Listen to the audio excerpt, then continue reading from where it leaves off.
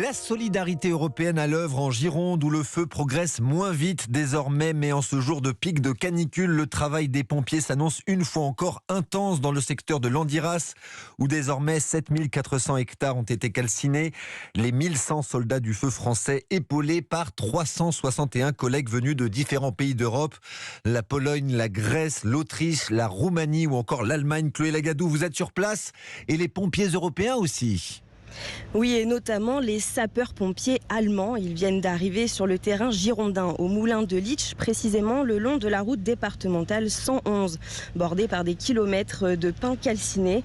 Les sapeurs allemands sont 65 à lutter contre les feux. Simon Fritz est le commandant de l'unité sur place ce matin. La coordination est une chose très importante, donc nous devons nous fier aux informations que nous donnent les locaux, parce que nous sommes là pour les aider, c'est notre devoir de les soutenir, c'est très très important. Ces sapeurs-pompiers, on les repère grâce à leurs camions rouges et jaunes, où bien évidemment tout est écrit en allemand, mais aussi à leur tenue. Sur l'avant de leur t-shirt trône un drapeau de l'Allemagne.